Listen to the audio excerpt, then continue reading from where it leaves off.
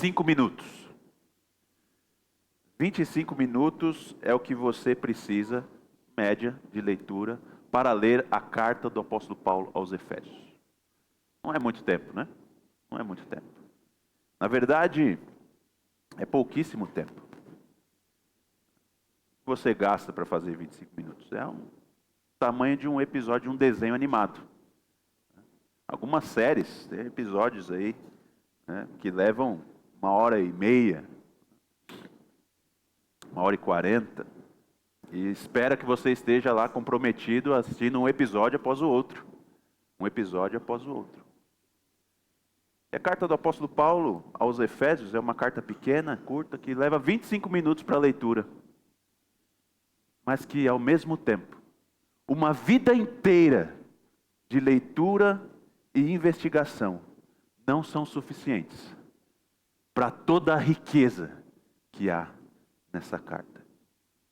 Nós iniciamos os nossos cultos da manhã, iniciamos também com a graça de Deus e debaixo da expectativa de que Ele está favorável a nós, porque se revelou a nós, iniciando a investigação dessa carta, que leva só 25 minutos para ler, mas que pode levar a vida inteira para a gente conseguir perceber as maravilhas, a magnitude daquilo que o Senhor revela aqui em Efésios. E a nossa expectativa é que Deus nos dê um pouquinho, né, dessa profundidade e nos dê o interesse de não ter somente essa leitura de 25 minutos, mas de fazer essa leitura para a vida.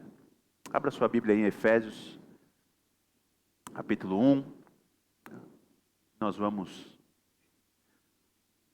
começar a navegar nessa carta tão preciosa que o Senhor nos concede com muita misericórdia e favor.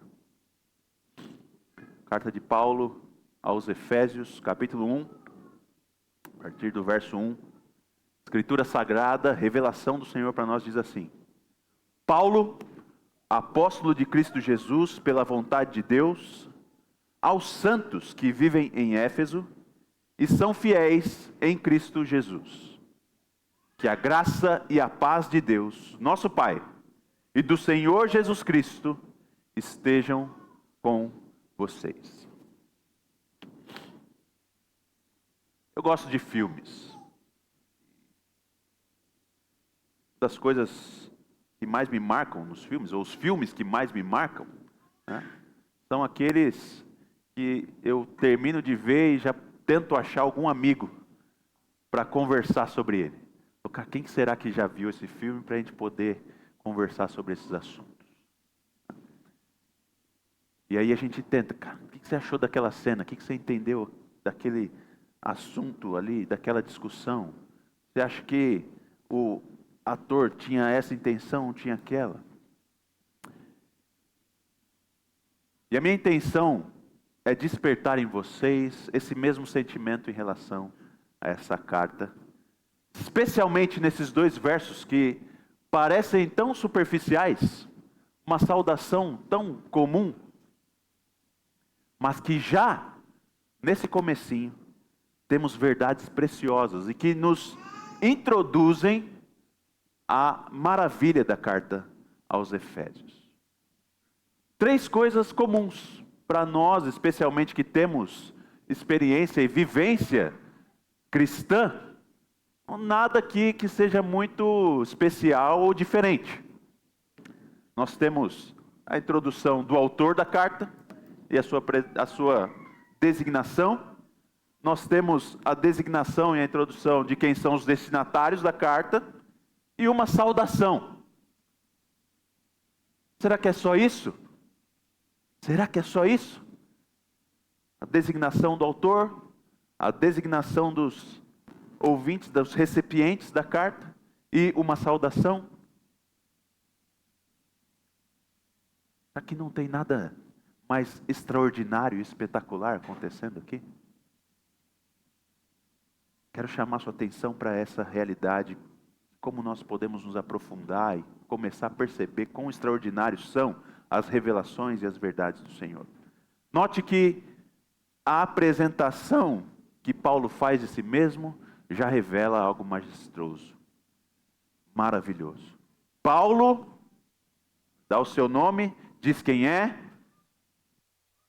fala do seu ofício e da origem do seu ofício. Paulo, apóstolo de Cristo. Sou um apóstolo de Cristo, enviado de Cristo, chamado de Cristo, e não simplesmente por vontade qualquer ou vontade humana, mas pela vontade de Deus. Paulo, apóstolo de Cristo Jesus, pela vontade de Deus. O mundo que nós vivemos hoje, né, esse termo aqui está meio banalizado. E não tem muito significado. Pessoas que são completamente ímpias, impiedosas. Pessoas que são aproveitadores, roubadores, salteadores, ladrões. Que exploram não somente pessoas alheias e desconhecidas, mas às vezes a sua própria casa, sendo maus pais e maus maridos. Eles têm a ousadia de se intitularem apóstolos. E por isso o nome para a gente hoje, talvez, esse termo, seja um termo que ficou meio banal e até às vezes gera um antagonismo. Mas esse Paulo aqui, ele quer deixar claro que ele é um tipo diferente de apóstolo. Porque nos seus dias já estavam surgindo algumas pessoas se chamando de apóstolos. E ele vai dizer então que ele é um apóstolo, primeiro, do Senhor Jesus Cristo. E segundo, não pela vontade do homem, mas pela vontade de Deus. E para isso a gente precisa lembrar um pouco da história do apóstolo Paulo. Esse homem,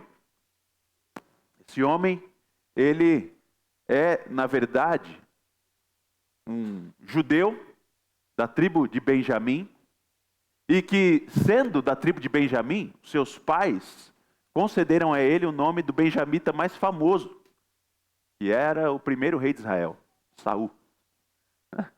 E ele recebe o nome, então, em homenagem ao rei Saul, e é chamado de Saulo. E como um benjamita, Saulo, ele é dedicado pelos seus pais e à instrução da Torá. Ele é colocado sobre a orientação e a instrução de grandes mestres da lei judaica. Ele aprende aos pés de um dos grandes professores dos seus dias, que é Gamaliel, e recebe essa instrução e se torna um grande líder judaico e um fariseu de primeira linha. Lembra-se que fariseu, normalmente hoje também a gente lembra a palavra fariseu e imediatamente a gente associa a palavra hipócrita. Né? Fariseu, hipócrita, só a mesma coisa. Mas não necessariamente. Os fariseus eram uma ala do judaísmo do primeiro século, né? Onde eles eram muito dedicados à lei, muito severos à lei, né? E muitos deles eram hipócritas, como o Senhor Jesus mesmo disse, né? Mas não necessariamente todos os fariseus eram hipócritas. Mas muitos deles eram, porque eles tinham todo esse rigor, essa aparência de dedicação à lei do Senhor, quando na verdade eles estavam mais preocupados com as suas próprias tradições e as suas próprias vontades. Mas o ponto é que Paulo era um homem que se tornou então excelente nos estudos, no conhecimento da lei judaica e um fariseu de primeira linha. Muito capacitado e muito dedicado. E quando a igreja, então, após a ascensão do Senhor Jesus, começa a tumultuar Jerusalém, com o ensino do apóstolo Pedro, do apóstolo João, e não só dos apóstolos, mas também dos próprios diáconos, a igreja começa a testemunhar com vigor, fervor, entusiasmo a respeito daquele homem de Nazaré, Jesus, que ele é o Cristo, Filho de Deus. A liderança religiosa judaica começa a ficar perturbada. E quando um homem, de maneira muito ousada, se atreve a testemunhar sobre Jesus, você vai morrer. Você já leu a Escritura, você vai ver em Atos capítulo 7, como Estevão ousadamente passa a afirmar Jesus como filho de Davi, como o Cristo, como o Senhor, e os fariseus então decidem, esse homem vai morrer. Vai morrer, vamos matar ele. E na liderança então desse ato condenatório está Saulo. Está Saulo. Ele é um perseguidor e um ativista contra os cristãos. Vamos matar esses caras aí que estão dizendo que Deus tem um filho e que o próprio Deus se fez homem e que ele é de Nazaré. Loucura. Esses caras estão pensando que são. Vamos matar todos eles. E após a morte de Estevão, Paulo, ele se dedica especialmente então a perseguir a igreja de Cristo. E decide, eu vou matar todos os cristãos que eu encontrar. Recebe autorização da liderança judaica para isso e sai pelo mundo com cartas de autorização para matar cristãos. E nessa decisão de Paulo para sair, para matar cristãos, numa das suas viagens, indo rumo a Damasco, para buscar cristãos para matar, ele tem um encontro. Um encontro extraordinário, maravilhoso. E o próprio Jesus de Nazaré aparece para Paulo. E pergunta, Paulo, por que é que você me persegue? Como assim? Persigo você. Por que é que você me persegue? Perseguindo aqueles que são meus, você me persegue. E o Senhor Jesus, então, naquele momento, transforma o coração de Paulo. Diz, Paulo, você é meu. E você será para mim um instrumento para a salvação de muitos e para testemunho dos gentios. Eu tomo você para mim e eu faço de você um instrumento para a glória do meu nome. Vai e me anuncia aos gentios. E é isso que Paulo está lembrando aqui aos Efésios. Eu sou apóstolo de Cristo, chamado pelo próprio Cristo, pela vontade do próprio Deus. Não é uma vontade minha. Não é um mandamento aberto, que eu estava fugindo, não. Mas a vontade decretiva do Senhor se estabeleceu na minha vida, quando Ele se colocou no meio do meu caminho, e me chamou, seja um apóstolo para os gentios. E sofra no meu nome, para fazer o meu nome grande. Nesse sentido, Paulo está lembrando aqui aos Efésios, não somente a sua história, que é bonita, uma história que é inspiradora, mas está lembrando também a sua função apostólica, que é a autoridade de ensinar em nome de Cristo. Está lembrando os Efésios? O que eu trago para vocês é a palavra do próprio Deus. Eu revelo para vocês aquilo que o próprio Deus me entregou. Paulo, irmãos, aqui ele está completamente seguro da autoridade que tem para instruir o povo de Deus. E sabe que instrui no poder do Senhor, pela vontade do Senhor. É muito impressionante isso. Grande necessidade que nós temos de fundamentos seguros. E o apóstolo Paulo então está apresentando para essa igreja. Eu tenho essa autoridade para instruir e dar respostas para vocês. Lembra também, o livro de Atos é um dos meus livros favoritos da Escritura. É difícil decidir, né? Mas Atos é um deles também. E é muito impressionante quando a gente lê Atos 16.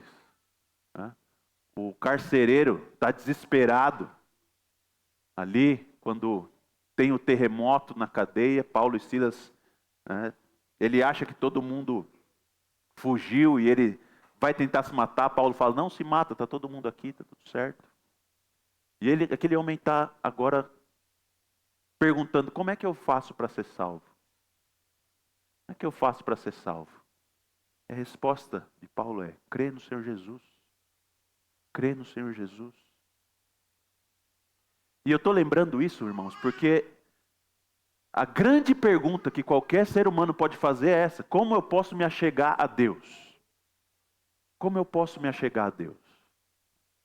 E há muitas tentativas de resposta. E há muitas vozes respondendo a essa pergunta.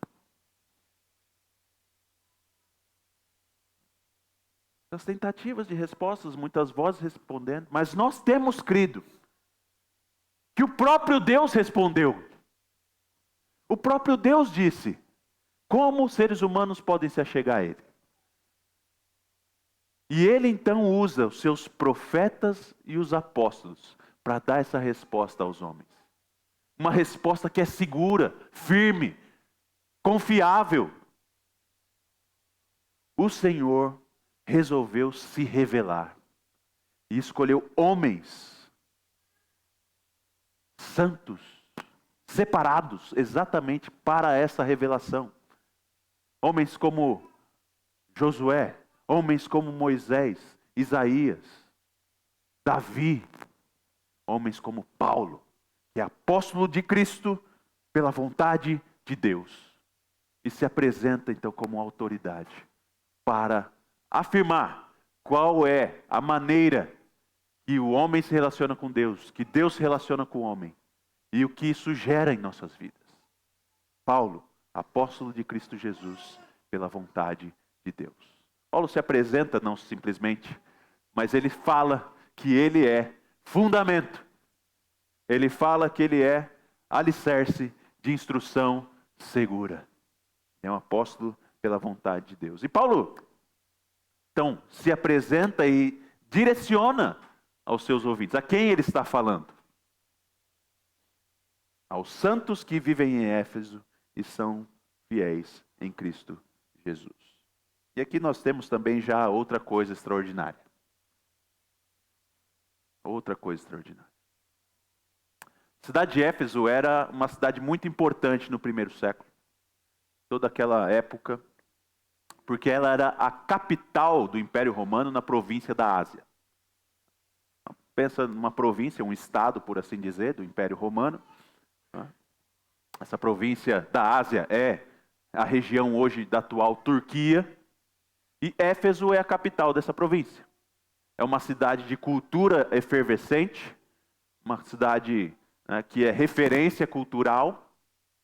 Aqueles que precisam de coisas mais significativas, eles vão para as capitais. É nas capitais que estão as referências e as possibilidades e as oportunidades.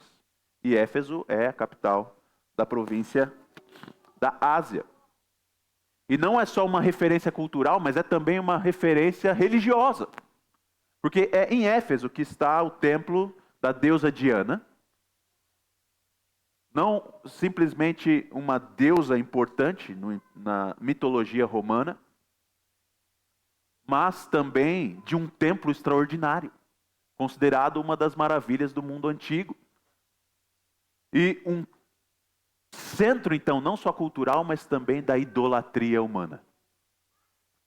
Um centro de idolatria humana. E um lugar bagunçado, essa é a verdade. Se você lê em Atos capítulo 19, a passagem de Paulo por Éfeso, que é a segunda passagem, na verdade, na sua terceira viagem missionária, você vai ver ali muito dessa crueza, como era bagunçada a cidade de Éfeso, como era um negócio doido. Você tem os filhos do sacerdote judeu passando lá, tentando expulsar demônios em nome de Jesus. E aí o demônio fala, conheço Jesus e conheço Paulo, mas você não sei quem é. Tome essa surra. Né? Negócio bagunçado, judeu tentando expulsar o demônio em nome de Jesus. Apanha do demônio. Né? Você tem muitos milagres extraordinários acontecendo, mas você tem uma revolta contra os cristãos, especialmente contra Paulo. Né? Porque vão dizer que Paulo está tentando destruir a cidade da grande deusa Diana, e há um tumulto, uma revolta muito grande. Paulo precisa fugir de Éfeso. Mas meu ponto é que Éfeso é uma cidade idólatra. Um centro não somente da cultura humana, mas da idolatria humana. E é impressionante, então, que tendo esse olhar sobre a cidade de Éfeso, a maneira como Paulo se direciona a essas pessoas em Éfeso. Ele chama eles de santos. Uau! Peraí, como assim? Santos que vivem em Éfeso. Como é que Paulo, tendo passado a primeira vez em Éfeso, pouco tempo, mas na sua segunda estada, essa que tem toda essa bagunça, mais de 2 anos naquela cidade, conhecendo essas pessoas, sabendo dos problemas delas, sabendo da realidade delas, tendo aconselhado elas, ouvido os seus problemas, tem coragem de chamar essas pessoas de santos. Que loucura é essa? O magistério na igreja não determinou que tem todo um caminho para a gente reconhecer alguém como santo? Da igreja católica. Aliás, interessantemente, sempre muda, né? A última definição foi dada pelo João Paulo II. Você tem um caminho para ser determinado que alguém é santo. Primeiro precisa ter algumas testemunhas de que aquele cara era mesmo piedoso. E se ele foi mesmo piedoso, então ele é considerado venerável. Depois que ele é considerado venerável, então a gente vai averiguar se houve milagres após a sua morte por meio da oração, né? Se alguém orou para ele e ele realizou milagres após a sua morte, aí então a gente vai averiguar se isso é real, se aconteceu, aí ele é beatificado, né? E aí a gente vai fazer mais averiguações para ver se podemos então canonizar e ele vai ser considerado santo. Esse é o caminho, mas não para o apóstolo Paulo. Não para o apóstolo Paulo, porque ele diz aos santos que estão em Éfeso. Porque o caminho para o apóstolo Paulo não está no próprio homem, em sentido daquilo que ele pode realizar, mas na sua localização geográfica. E não especificamente se ele está em Éfeso, ou em qualquer lugar do mundo, mas se ele está em Cristo Jesus.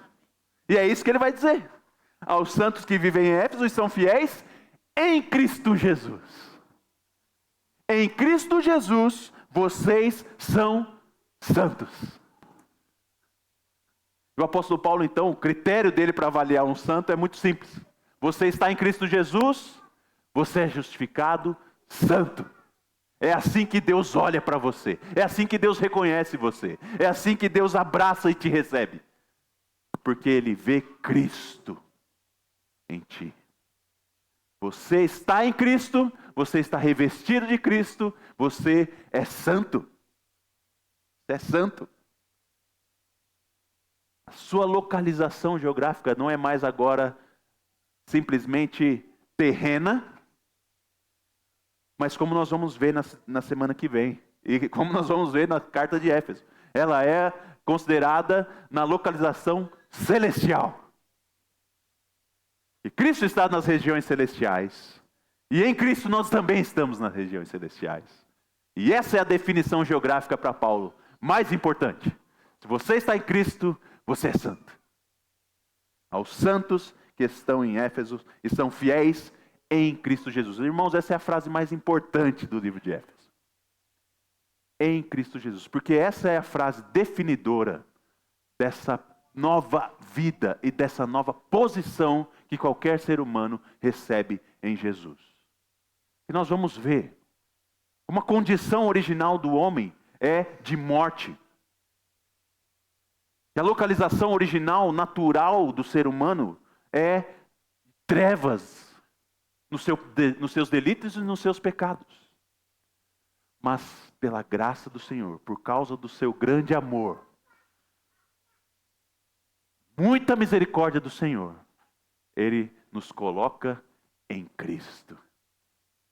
E agora nós somos santos. Santos. Paulo, apóstolo de Cristo Jesus, aos santos que vivem em Éfeso e são fiéis em Cristo Jesus. Autor,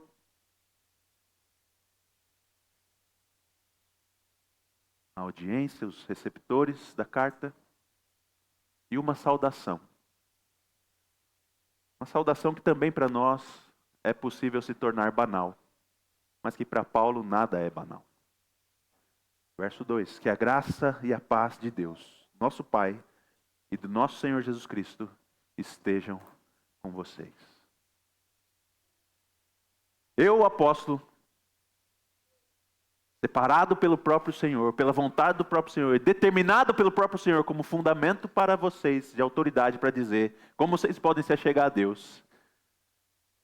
Que reconheço vocês em Cristo Jesus como santos, tenho para vocês uma mensagem: graça e de paz. Desejo a vocês graça e paz em Deus, nosso Pai, e do Senhor Jesus Cristo, para vocês. Irmãos, essa é a instrução básica daquilo que o apóstolo vai discorrer em toda a epístola. A graça e a paz de Deus no meio do povo de Deus, como a grande maravilha do que o Senhor executa no seu povo. Porque essa realidade, como eu já disse, nós que estávamos perdidos em nossos delitos e pecados, nos tornarmos santos, ela é totalmente graciosa. É um favor do Senhor. Ela não é meritória, mas ela acontece simplesmente por uma decisão decretiva do próprio Deus, que assim como fez com Paulo, faz com qualquer um dos seus santos. O Senhor entra no caminho do pecador e diz: para, agora você é meu. Eu tomo você para mim em graça. Não porque você merece, não porque você é digno, mas porque eu amo. Porque eu amo.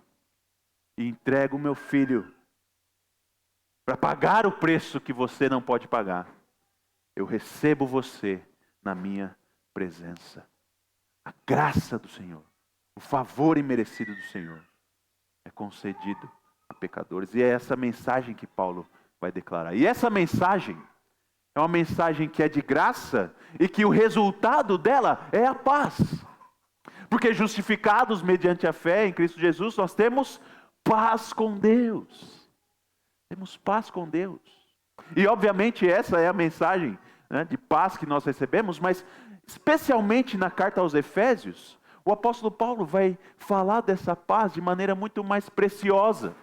Porque ele fala da paz que nós temos com Deus, mas fala também da paz que nós temos uns com os outros. E essa condição agora então de que os santos não são simplesmente santos individualmente, mas eles são chamados para ser uma nova sociedade em Cristo Jesus. Uma nova raça em Cristo Jesus. Um povo separado em Cristo Jesus. Que comunitariamente, na sua união, não uma união que é monótona e conforme toda igual, mas na sua diversidade, demonstra, testemunha, revela a graça preciosa do Senhor em sua paz. Sua paz. É o que o apóstolo Paulo vai dizer no capítulo 3, do grande mistério que o Evangelho revela. A parede de separação foi derrubada.